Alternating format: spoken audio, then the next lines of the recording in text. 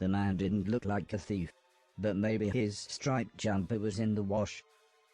Mr. Silton was certain he'd stolen the van though, so I watched for a moment. But then I heard Mr. Silton climbing up. I was going to speak, but Mr. Silton held a finger up to his lips. He looked incredibly serious for a moment. One swift movement, and we were inside. Mr. Silton whispered that I was to go one way while he went another. "Why are you whispering?" I asked him. "Where are we going?" "Find the keys to my van, Robocop," said Mr. Silton through gritted teeth.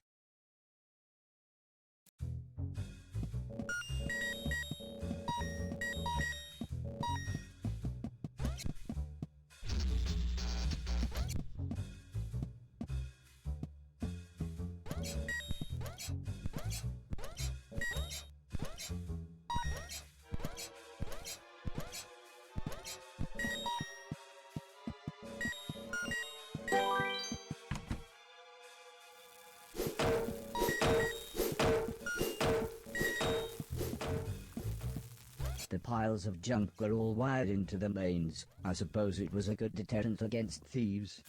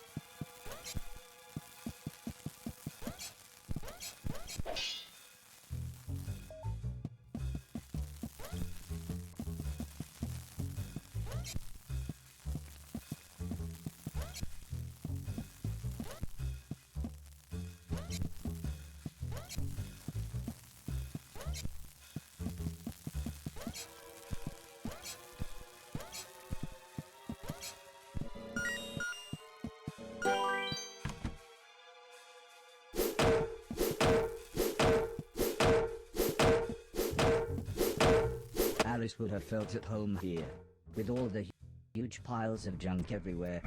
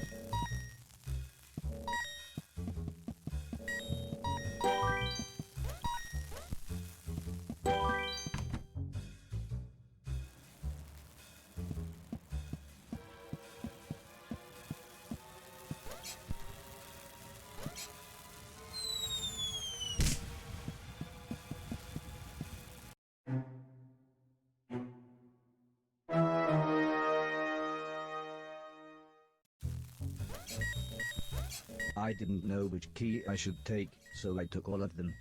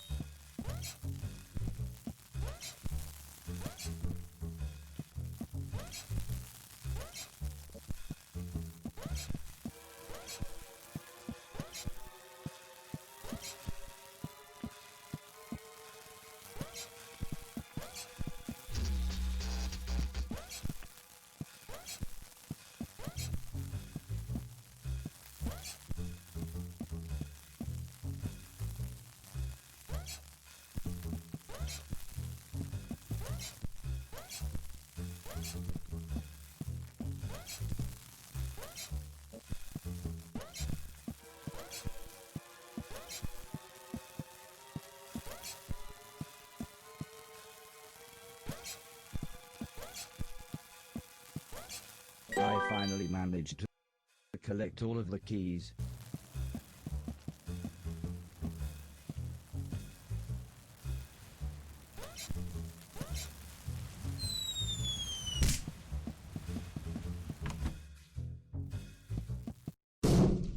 As soon as I heard the gunshot, I knew I needed to go back and find Mr. Silton.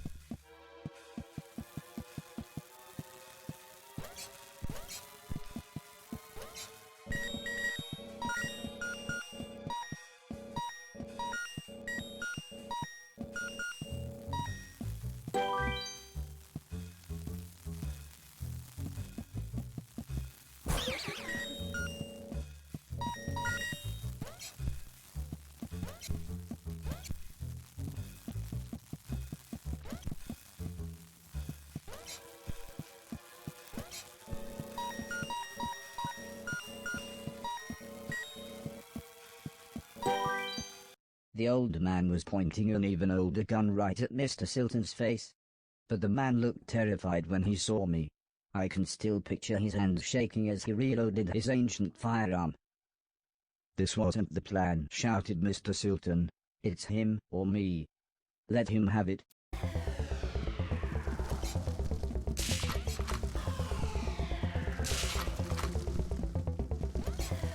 I didn't know what I was going to do when I caught the old man.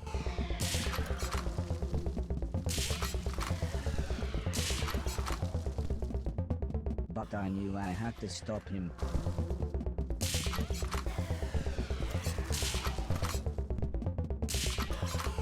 If someone dared hurt my friends, they would have to pay.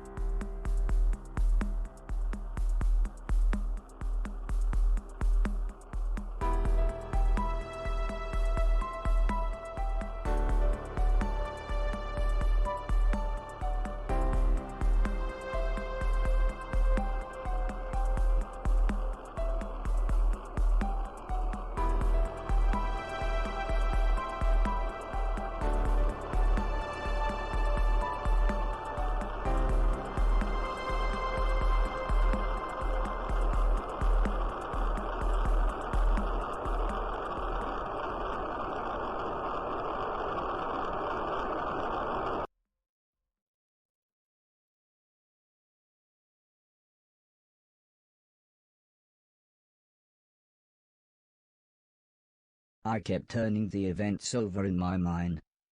Could I have handled things differently? Could I save Mr. Silton without hurting that man? Mr. Preston could see I was upset, and said music was a good alternative to facing up to problems. "Come with me," he insisted. "I'm going to teach you how to play drums." "First," he said, "just play the bass drum along with me. We'll see how good your timing is. Play the beat."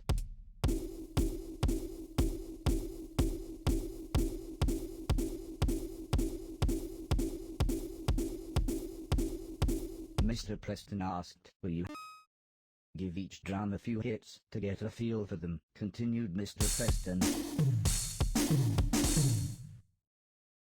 "Watch me play the notes as they hit the dock, like this.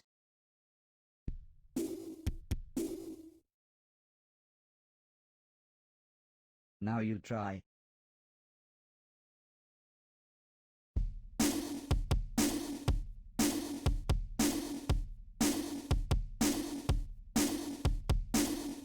Mr. Preston asked,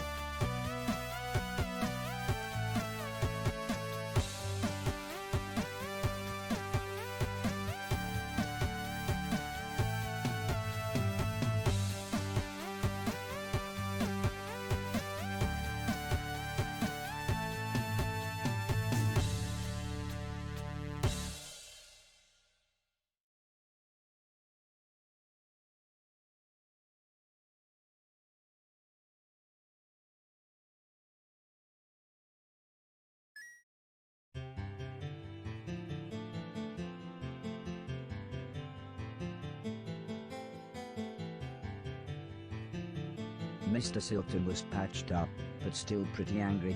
He referred to the man as a word that wasn't in my dictionary file. It should have been between cunning and cup.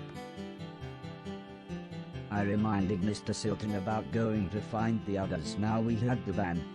But he said there was something even more important we had to do first.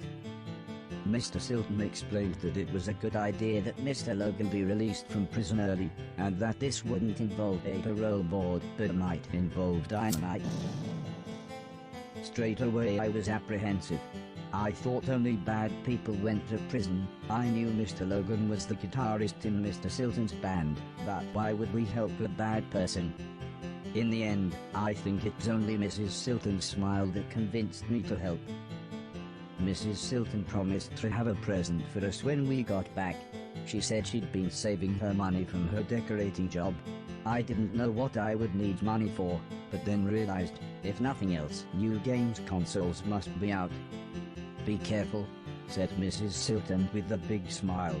"Don't rob any post offices, and don't get shot."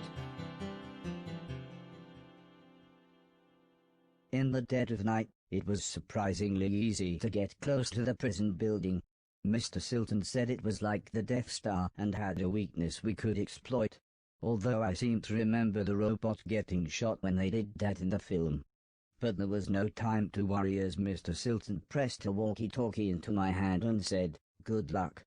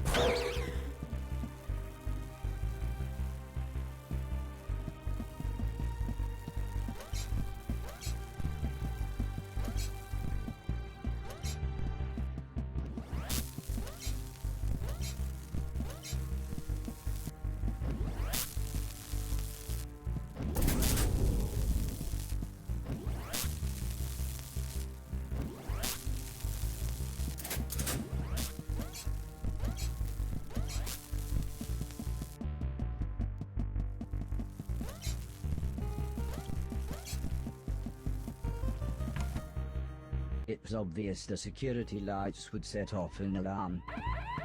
I needed to find somewhere to hide, or the guards would kill me.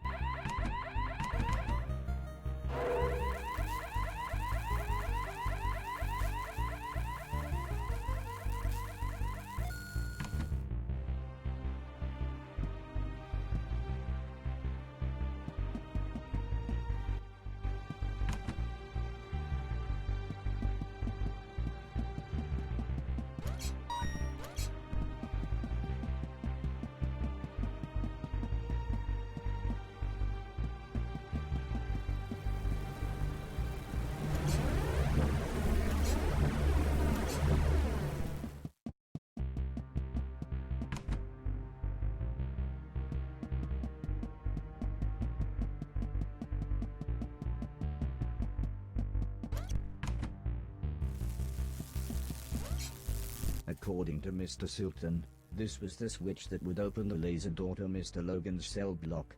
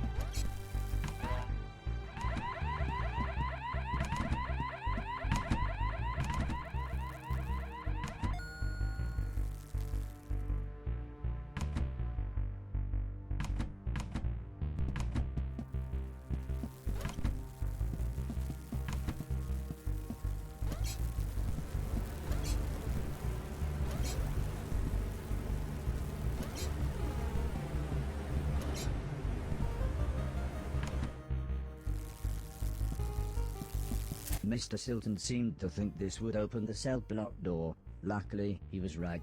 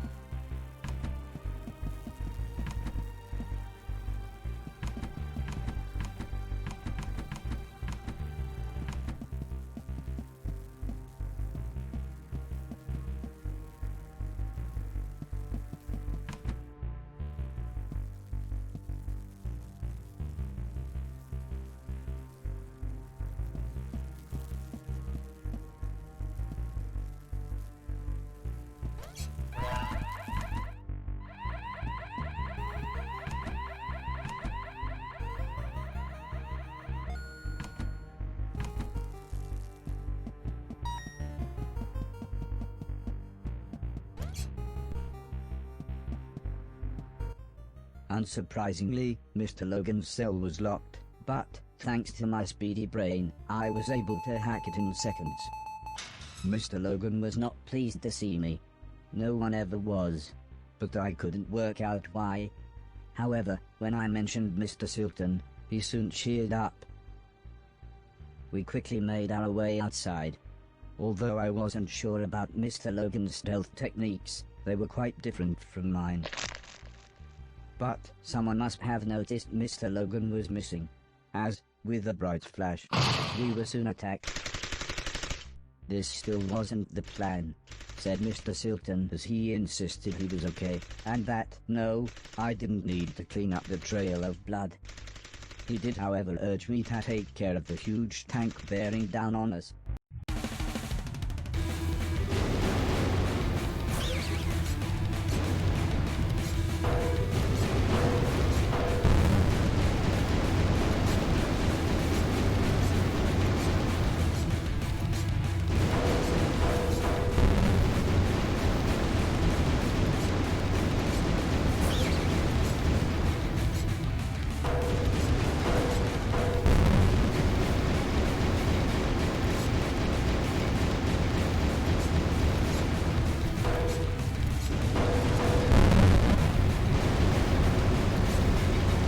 We all piled into the van.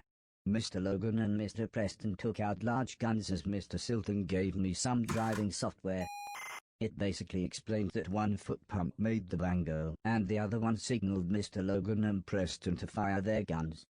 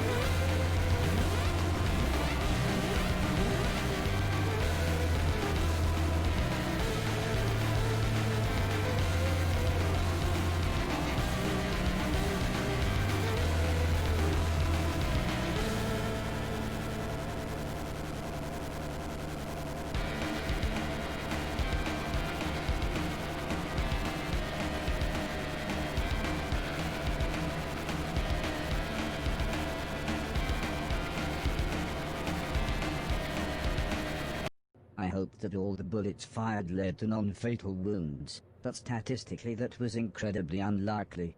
Strangely, I felt too excited and relieved to care. Mr. Silton winced as he clutched his bleeding shoulder and explained how you can't make an omelette without breaking a few eggs. I think broken eggs meant dead people.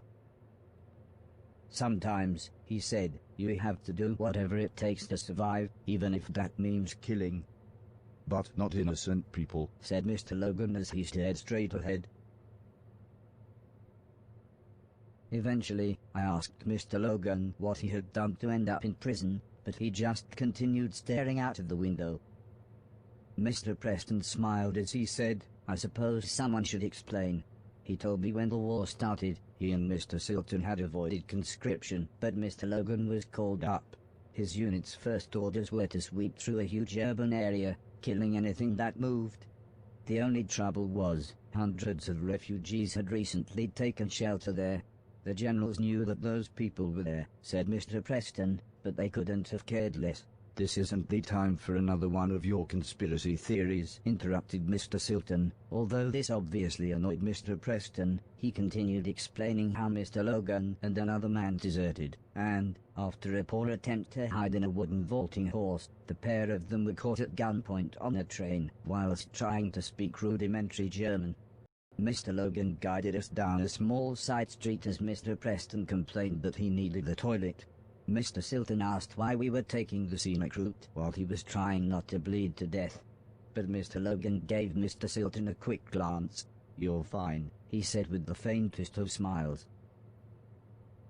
Soon the night sky was full of twinkling stars, and I was able to impress everyone with my navigation skills. The software was state-of-the-art, but I remember Heather telling me how the ancients had used the stars in much the same way. It always made me smile, thinking about the names she gave the constellations. It was the middle of the night by the time we got back, but Mrs. Silton was still up waiting for us. "Really, again, in the same place," was all she said as she shook her head and tended to Mr. Silton's second bullet wound. Mr. Preston nearly knocked us over as he sprinted towards the bathroom. It appeared that his body had kept on making urine, even though it didn't have anywhere left to store it.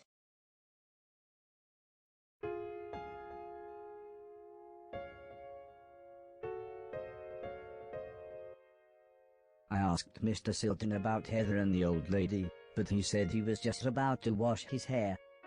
When I asked him again later, he said the main thing was that we'd got Logan and the van back, and couldn't the rest wait until I had cleaned up the band room for him.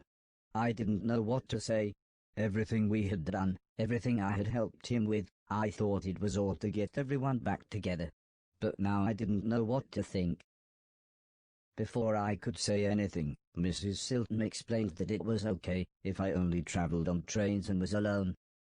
I must have looked worried as Mrs. Silton smiled and continued, "If you really want these idiots to go with you, they can disguise themselves and catch the next train after you." Mr. Silton was dismissive, and said I'd get nowhere without proper ID. "They'll be stopping robots for even the tiniest of things," he said. "And a robot passport costs a fortune these days." "Well," said Mrs. Silton, "it's a good job I've got this." Mr. Silton looked confused and asked where Mrs. Silton got the money. "Sometimes," said Mrs. Silton, "when God slams a door in your face and shoots you twice in the shoulder, he opens a window." Mrs. Silton explained how Preston had given her the extra money. He said there was good money to be made selling pills and powder to people that distracted them from the world being an absolute mess. "Bedtime," said Mr. Logan as he carried his guitar into his room. Everyone else left one by one, leaving me stroking the dog.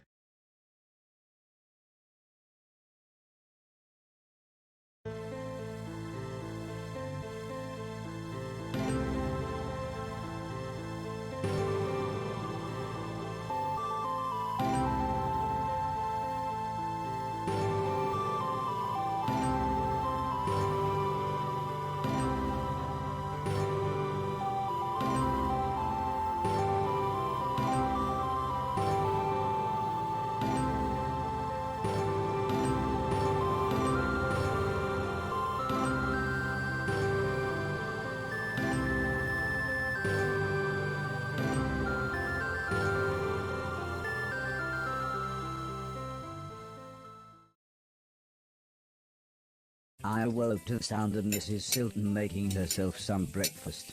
It felt very early, but I suppose it was just that we had gotten so late. Mrs. Silton gulped down her coffee, and with a reassuring smile she said, "Let's do this."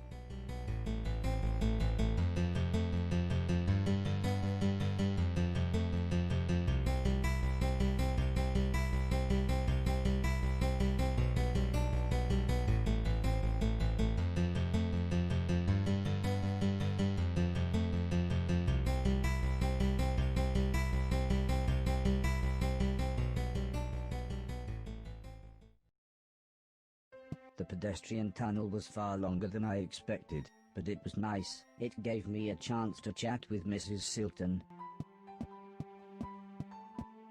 She told me she was from an upper-class family, and that her parents had nearly disowned her when she married Mr. Silton. But she said she really was happy being with her husband. And after all, as she put it, he did provide for her in this messed-up world. However, I couldn't help but laugh when she said how much she liked Mr. Silton's band. I steered the conversation onto the topic of the war. She explained she had been a nurse near some major combat, but she looked really sad, so I changed the subject. I asked her if the town was nice. Mrs. Silton smiled, and described it as a wretched hive of scum and villainy.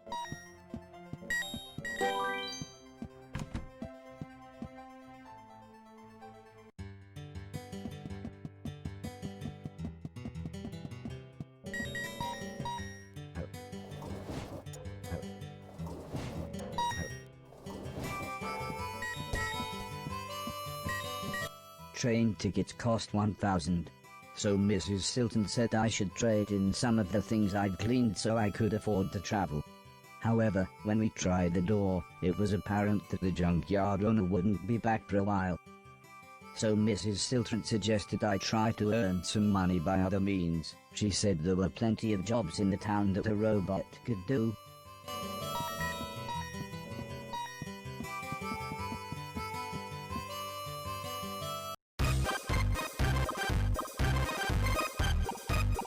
The rickety old door led into some kind of drinking establishment. But the bartender soon made it clear that, as he put it, they didn't serve my kind here, and that I would have to wait outside.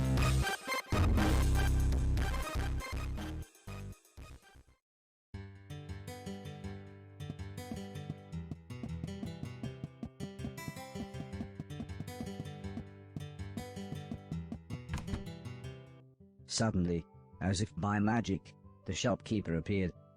"Hello, sir," he said. "If there's something that catches your eye, just pick it up and bring it over to me."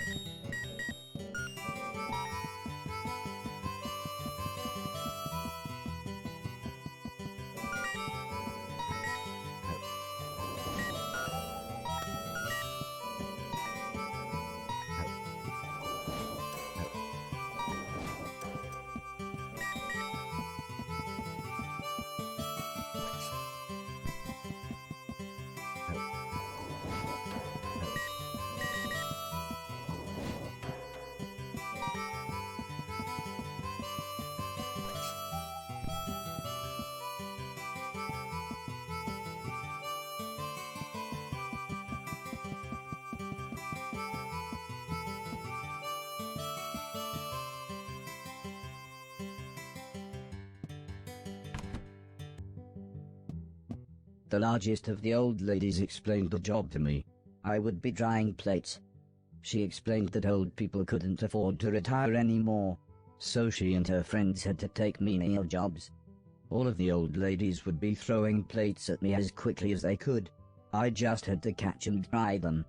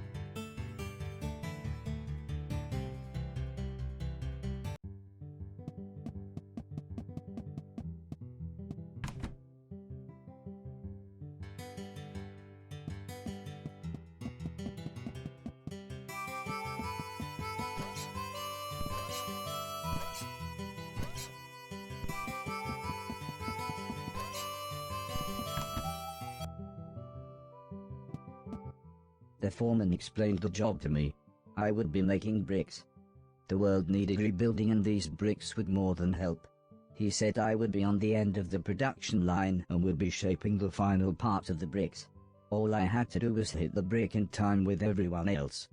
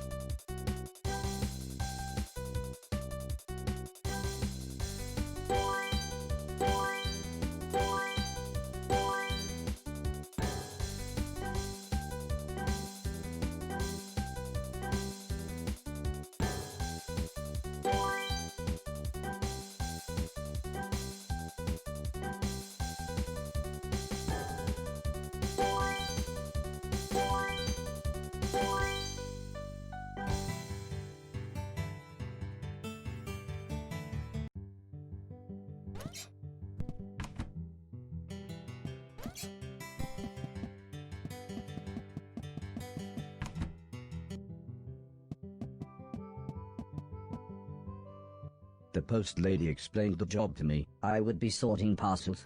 Many people were now separated by desolate battlefields and needed these care packages to survive. The parcels were either red or blue. I just had to stamp the right ones with the right color at the right time.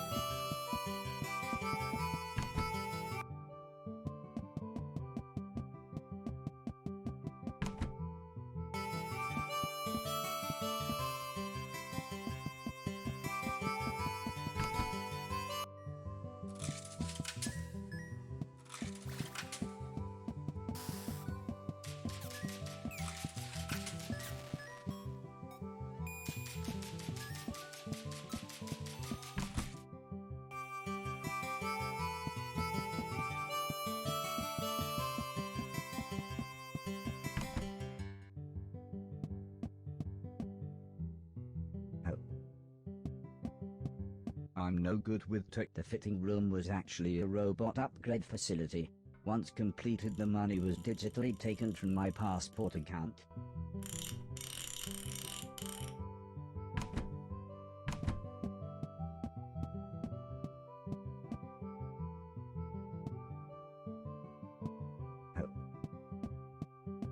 Looking to speed up.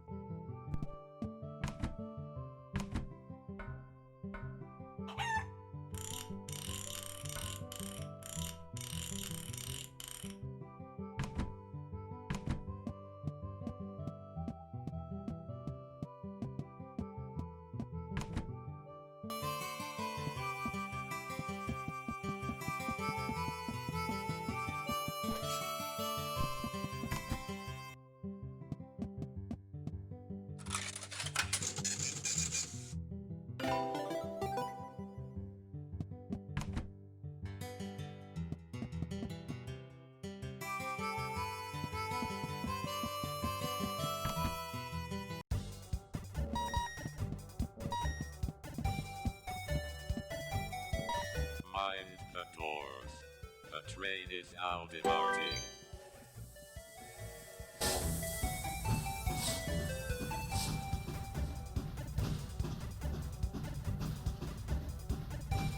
The clouds were gathering as we pulled into Factoryton and the professor's factory.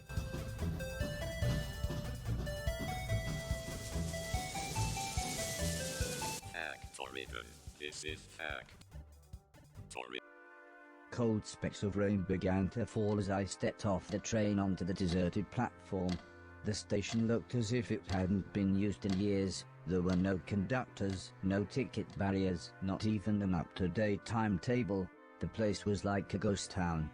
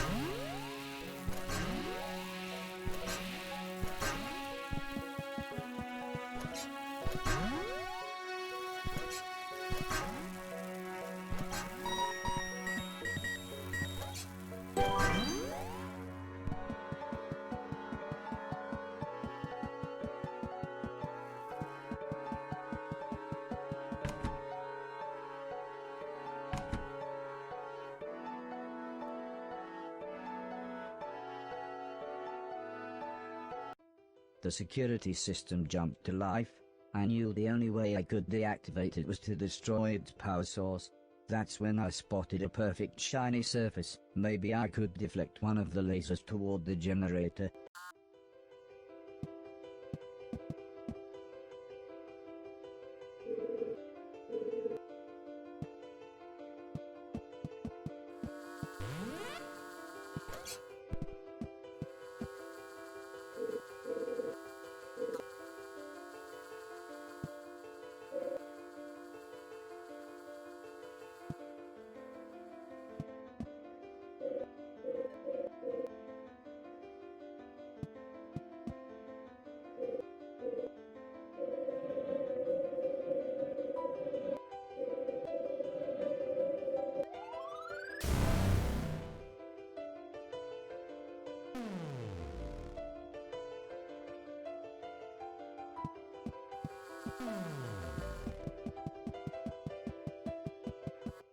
Mr. Silton and the others arrived and changed out of their disguises. Although Mr. Preston was moaning as apparently Mrs. Silton had only washed his and Mr. Logan's Halloween costumes.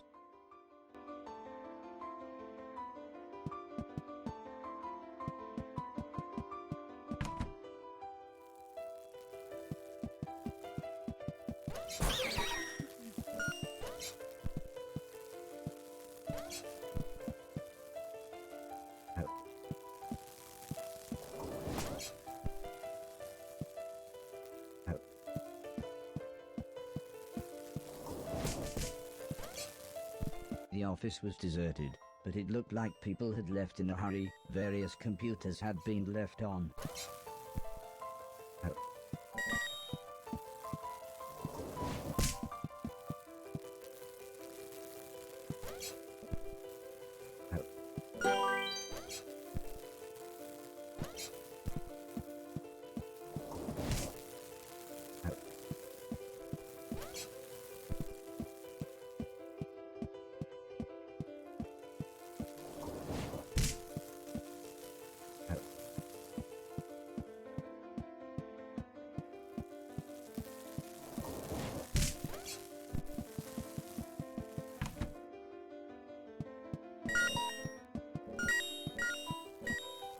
Strangely, there were drawings of me everywhere. I hoped the professor could tell me why when we found him.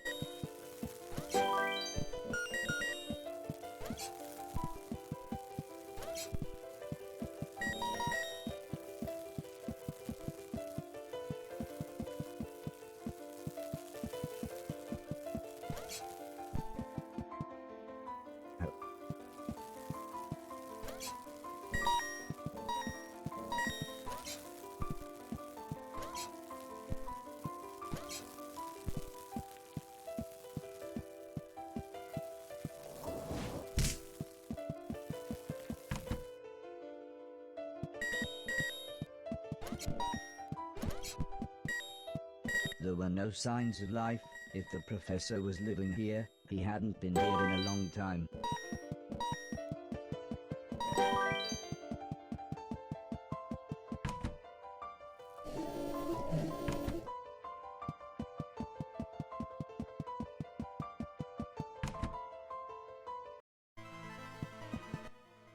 A large piece of machinery blocked our path.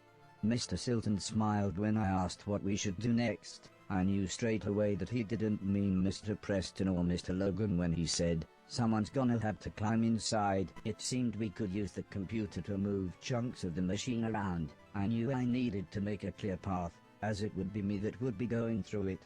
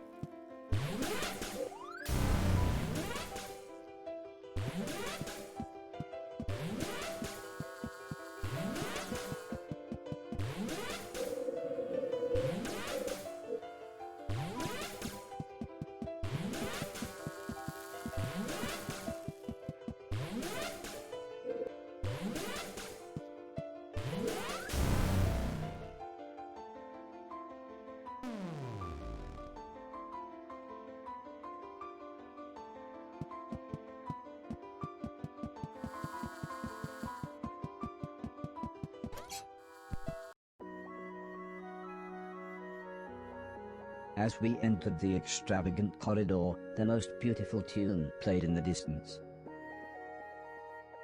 But almost as soon as we began to enjoy its dulcet tones, the music stopped, dead.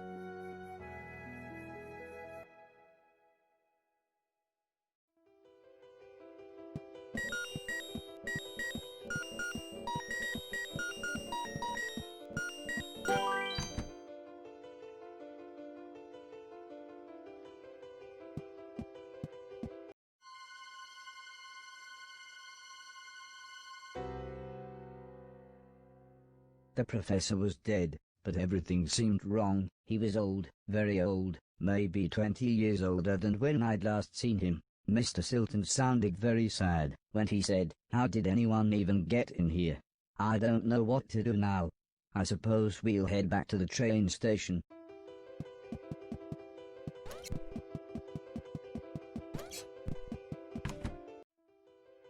It was hard to believe the professor was gone.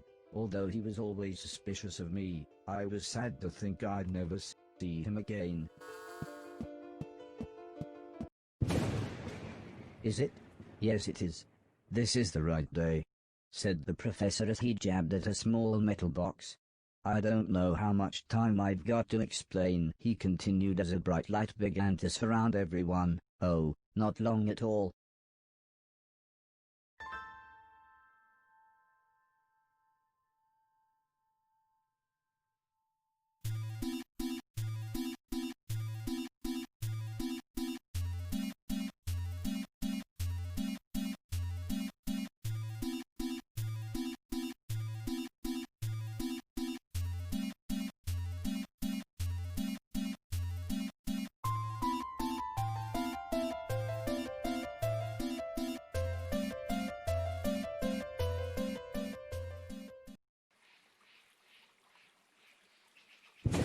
We had reappeared just as smoothly as we had left, but we were somewhere very different.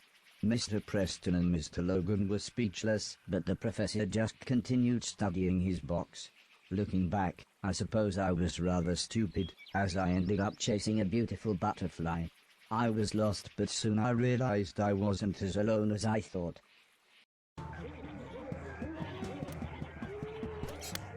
I couldn't believe we had time traveled, but there was no time to sightsee. Now, this was clearly worth something.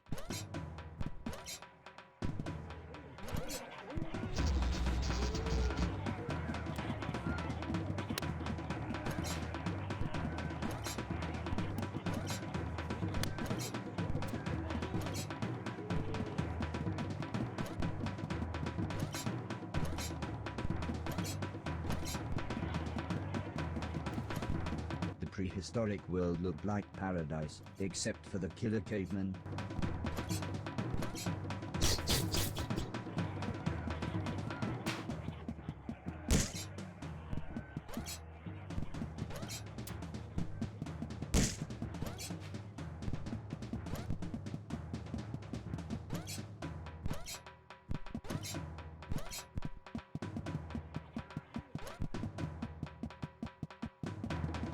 Some things were worthless junk, but this could be sold for a decent price.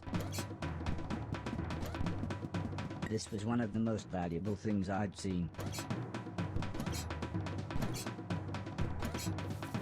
I would have liked to have a look around, but I have to get back to the others.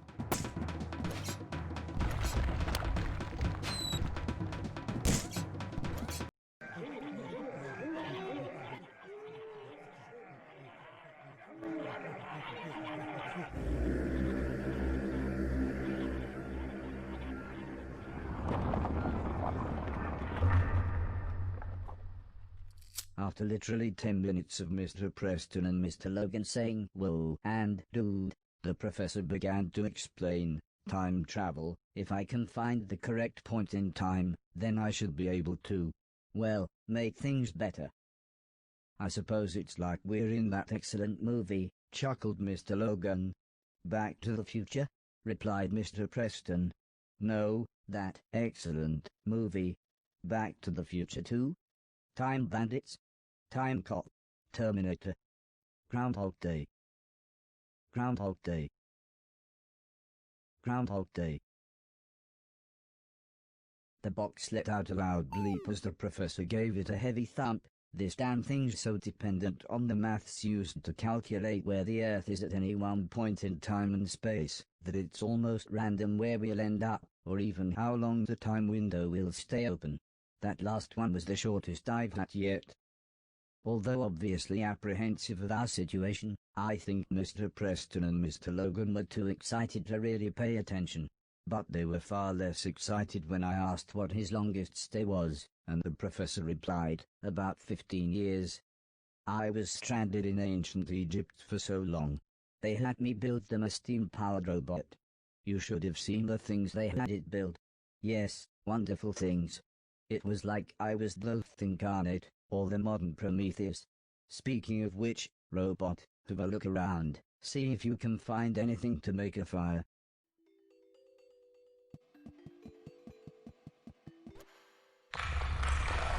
As great as my shoes were, they weren't much use when there was nothing for them to stick to. I rolled deep into the cave, but at least I had found the professor some firewood.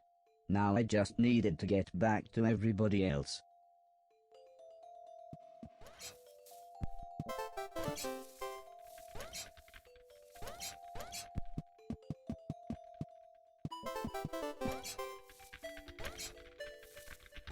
It may seem ridiculous, but I really did fall this far into the cave.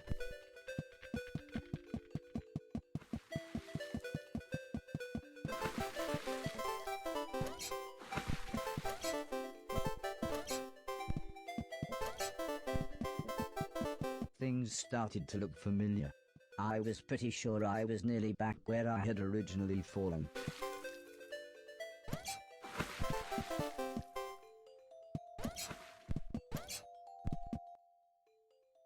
Everybody warmed themselves by the fire. In the orangey glow, the cave even looked a little homely.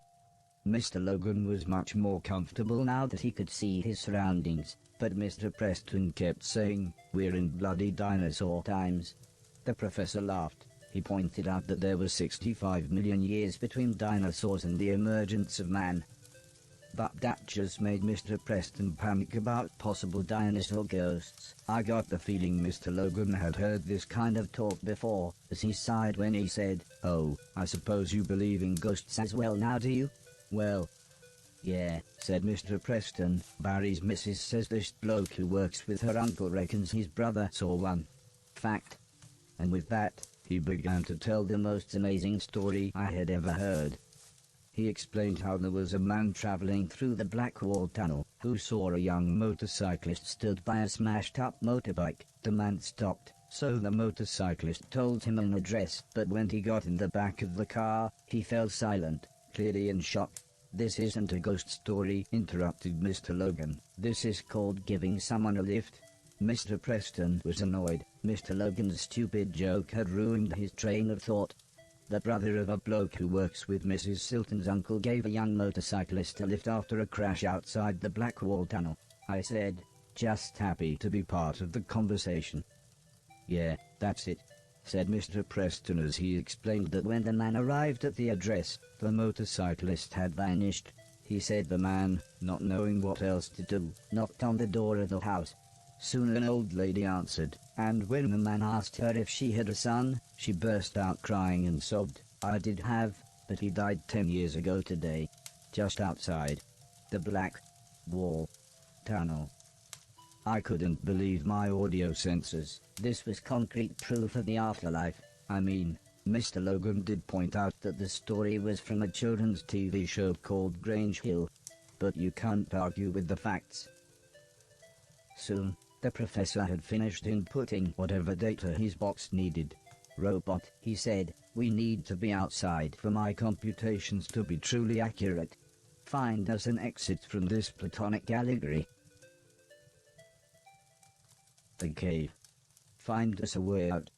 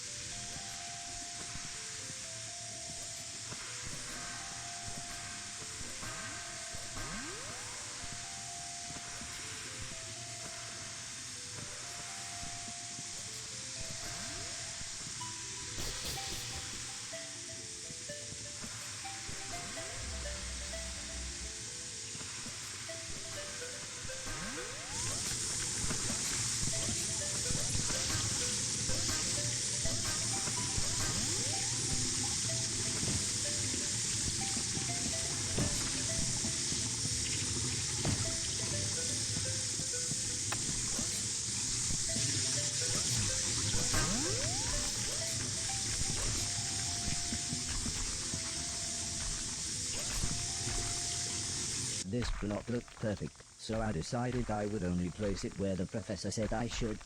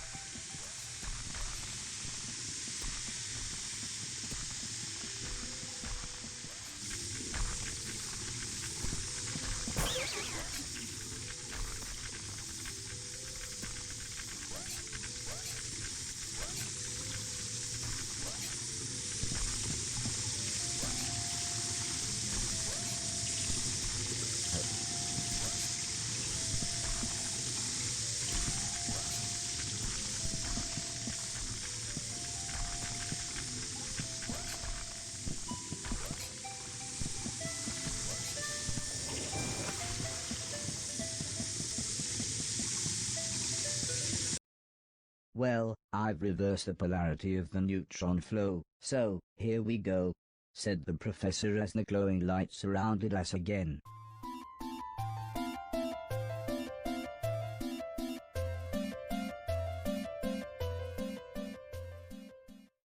This is it, said the professor as he looked around. Oh no, he gasped as his expression became far more serious. It's the wrong time.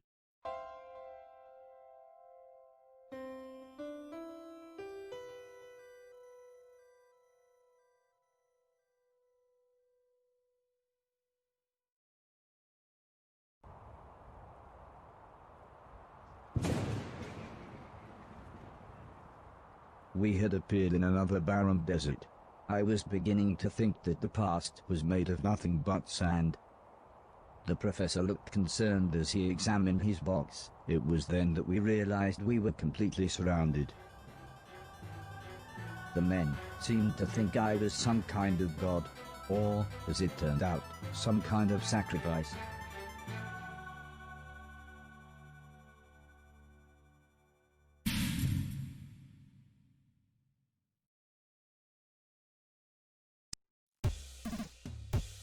the stalactite above me looked quite unstable, like it was ready to come down.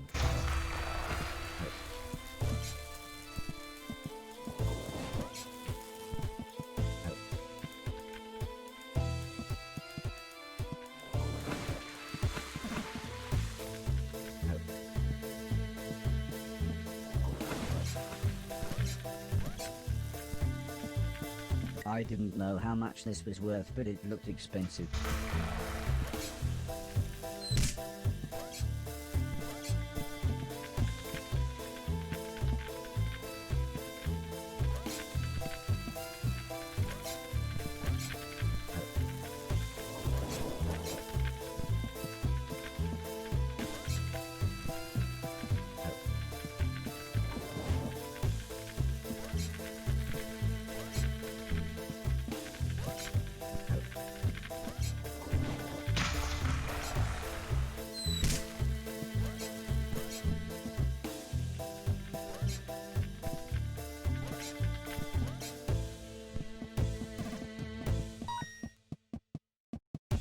As I got to the top of the cliff, I could see everyone else being led away in heavy chains. Their extravagantly dressed capturers were only moving them in a slow march, so I followed them at a safe distance.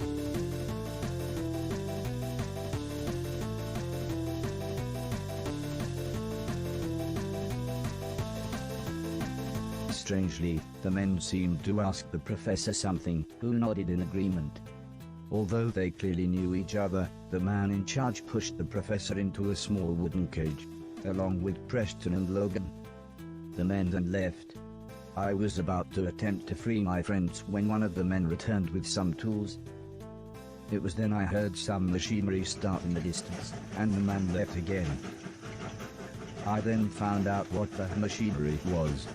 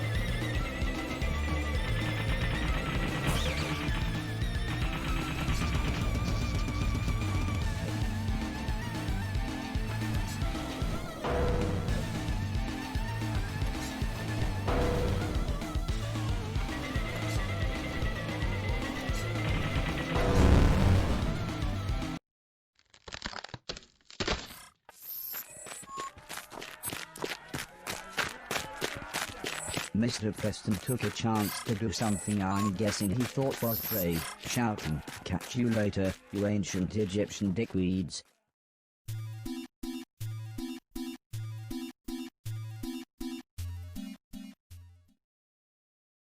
"This looks right." "Stay here," whispered the professor, "just in case."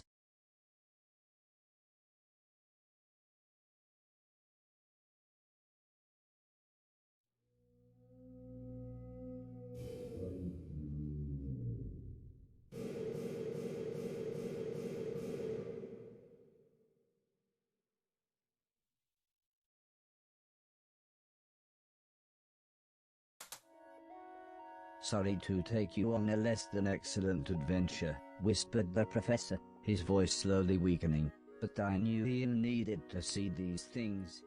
I was always worried about the military possibilities, but I'm pleased to see your consciousness software is still growing.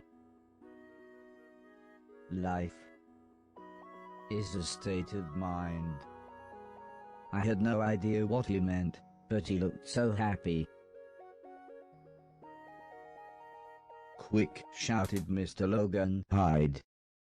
I jumped into a large cupboard with Mr. Preston, who whispered something about seeing some people on the security monitor. The cupboard door was pretty thick, so I couldn't really hear what was going on, but suddenly I heard Mr. Silton shout, "Run!" When Mr. Preston eventually opened the door, we saw a large glowing light, exactly like the one from the professor's time machine. It was only then that I realized that we had reappeared just before we had left. As we walked back to the train station, Mr. Silton was truly confused. All he kept saying was, "What the bloody hell happened?"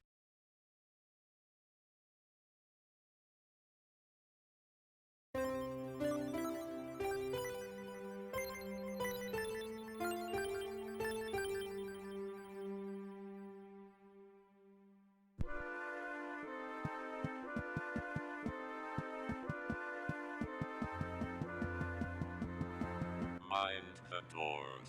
The train is now departing.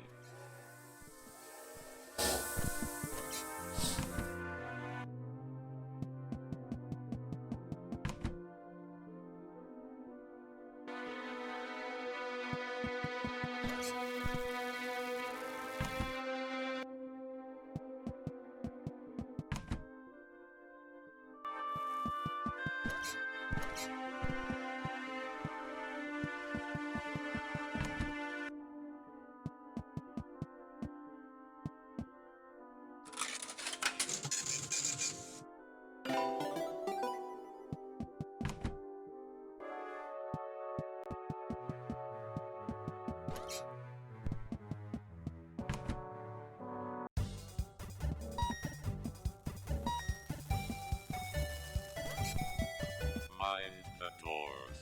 The train is now departing.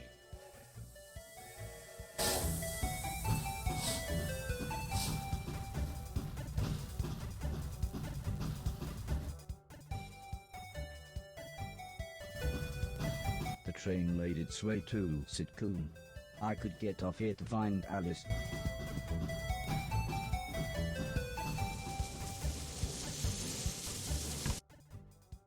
Sitcom, this is Sitcom.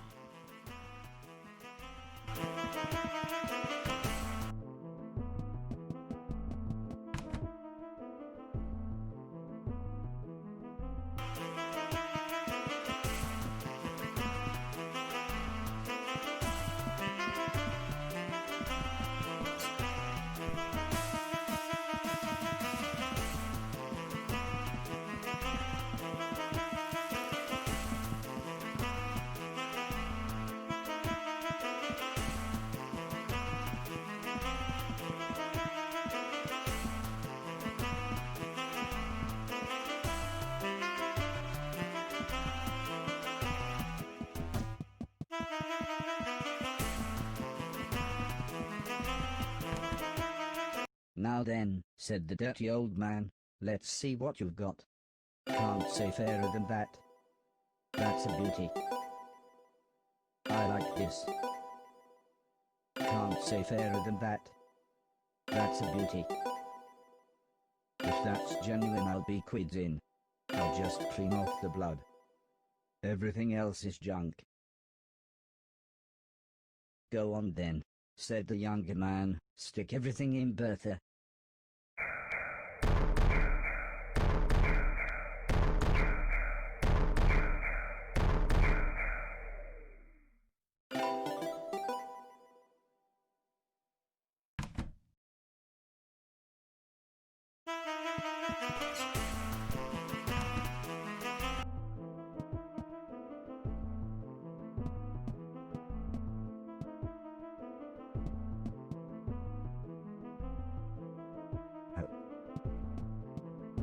Clean even the largest junk in the...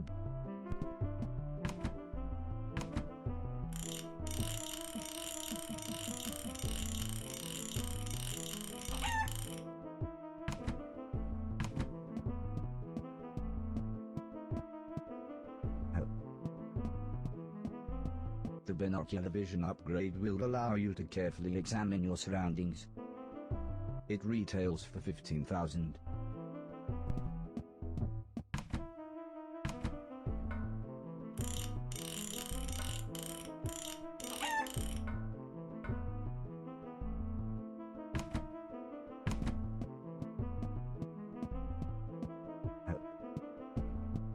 Television nodding.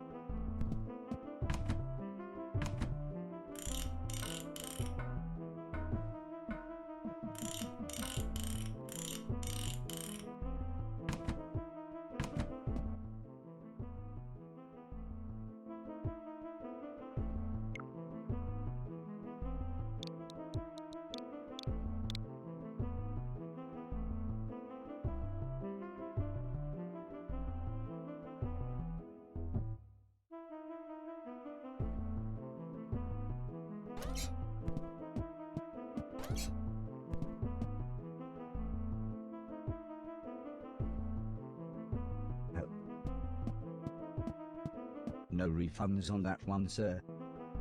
That costs 5,000.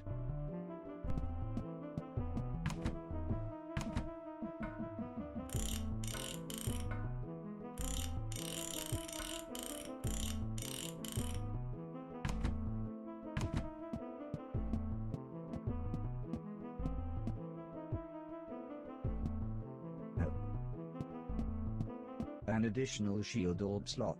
Very useful. That will be 50,000.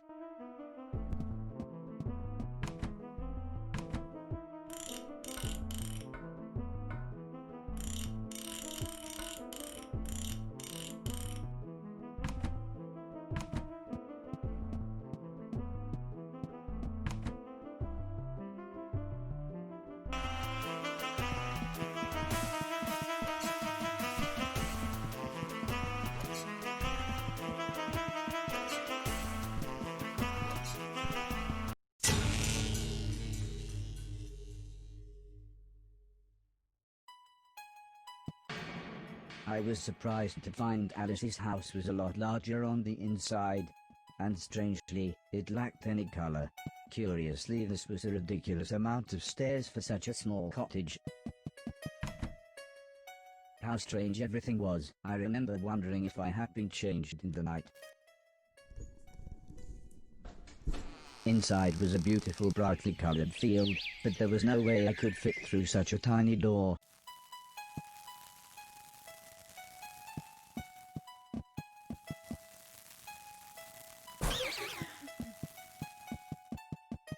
On the table was a large cake.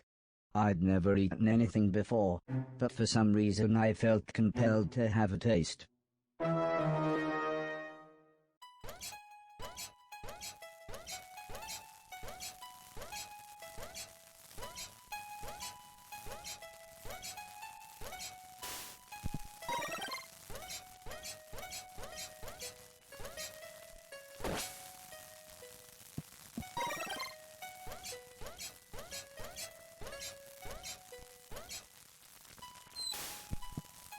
Suddenly, a large glass bottle appeared.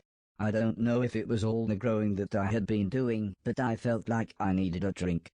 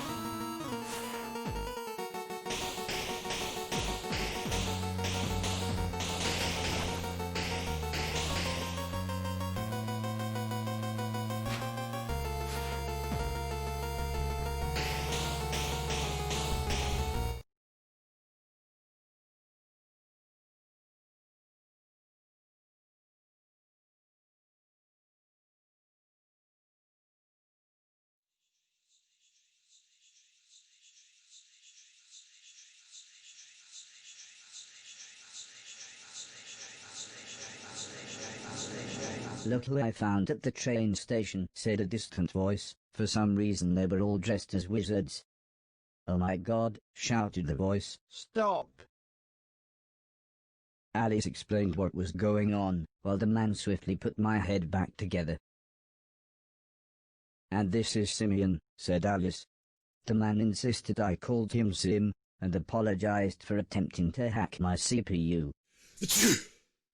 Alice laughed and said, "Sorry." Sim tends to sneeze whenever he's stressed or nervous. "I was worried you were like other robots. I'm glad you're okay though. I've had mixed results in the past." "This is Betty," said Sim, "and this idiot is Fluffers." "It's like they're our children," said Alice, "although it's strange, it was them that sort of found us. And even before Sim had reprogrammed them, they were kind of nice to me. Betty even tried to clean up some of my rubbish." "So," said Mr. Silton, "the reason we're visiting is our little robot friend wants to see Heather and her mum again. Plus he tells me that there's some sort of problem with escaped nanobots in the old house." Alice looked puzzled. "What do you need me for then?" she said. "I'm assuming you've not broken the habit of a lifetime and thrown away Sim's security pass." Sim smirked at Alice. "It'll be here somewhere." Mr. Silton smiled. "Excellent," he said. "Then I presume you've still got that video camera you stole when you were working on Richard and Judy." Sim guided us down a set of basement stairs. "Well, thanks to Alice's quirky hobby," he sighed as he flicked the light on, "we've still got everything." Mr. Silton smiled. Then, he said, "I think I've got a plan."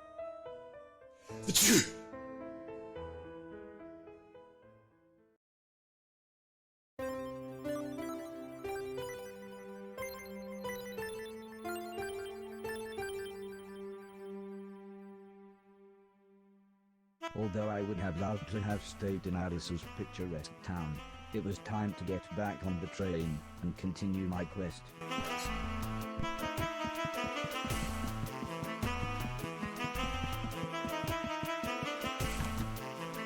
"You don't have anything," said the dirty old man. "Now hop it."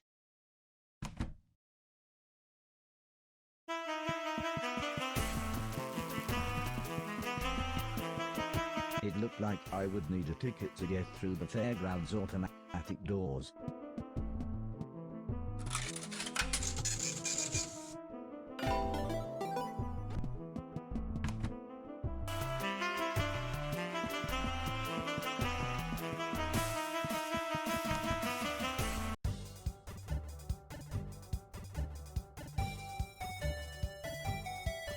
Mind the doors.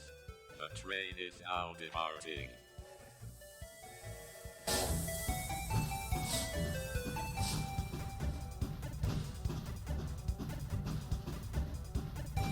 Mr. Deck's TV studio was deep inside the bombed-out buildings of Big City.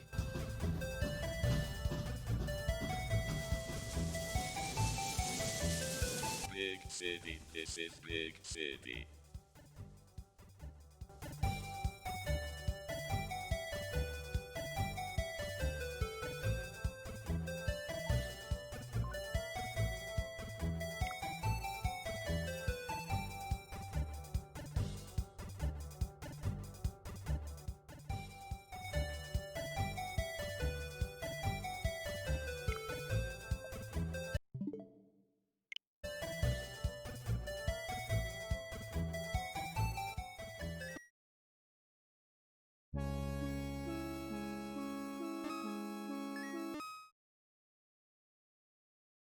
Soon we were all gathered around the dusty blackboard back at Mr. Silton's house.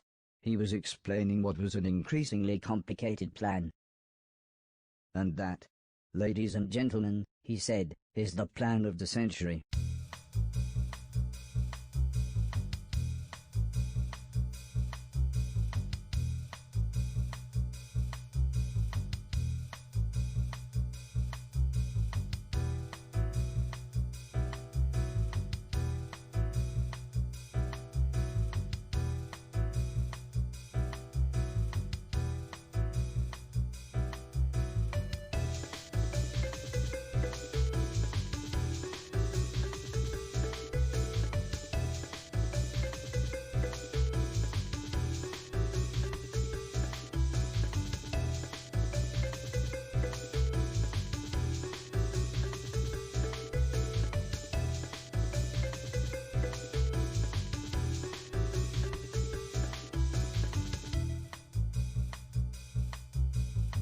Sim explained that Heather and her mum were in Lab 33. He said I should find them, then take them to the gate on the other side of the base.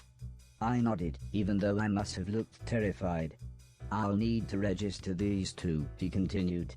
"Hopefully the guards won't notice I walked in with 3 robots and now only have 2. He wished me luck and reminded me it was Lab 33, but you only need to tell a robot something once.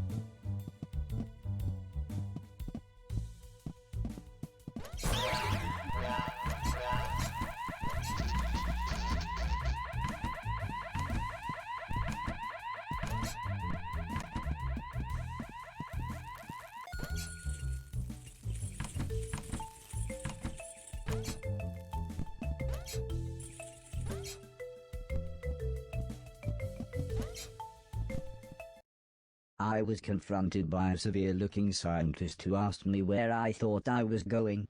I found his line of questioning interesting. Existential, almost.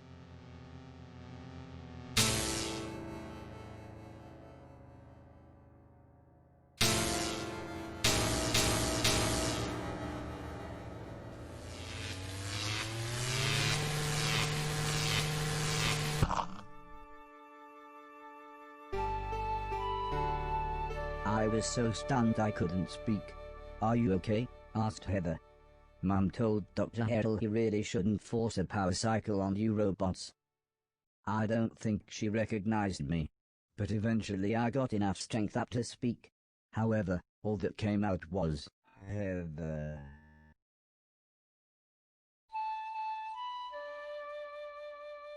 As for the old lady, I don't know how, but she recognized me as soon as I walked through the door of their living quarters.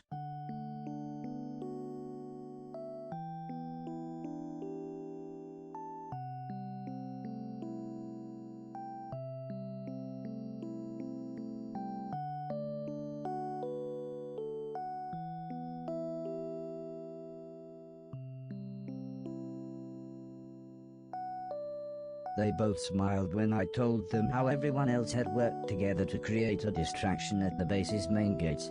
"Well," said the old lady, "we've been looking for an excuse to escape. Heather, grab your things and we'll get going."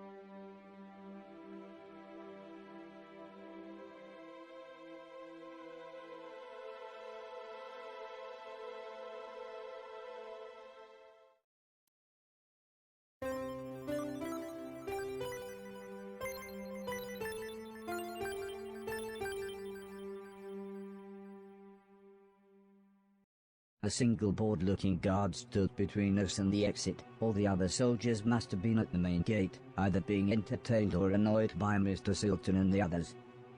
"How do we get past him then?" whispered Heather as we crept closer. The old lady smiled. "I'll create a distraction and you two run for it," she said. "No, Mum," said Heather. "If we're leaving, you're coming too." But Mr. Logan soon solved our dilemma.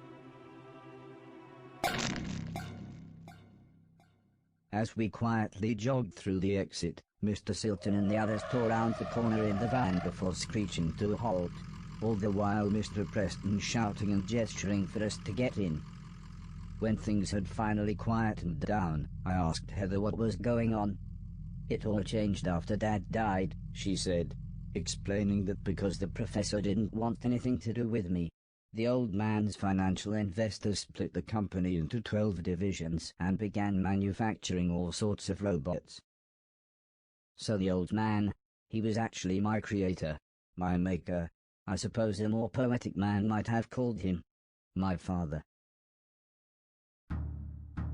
Soon, the robots were sold to every country, Heather continued, saying that when a small skirmish in the Middle East turned into a global war, every country started using robotic troops. In literally less than a day, every country's robots realized that the other robots were not the problem, the humans were, and, very logically deserted, with disastrous consequences.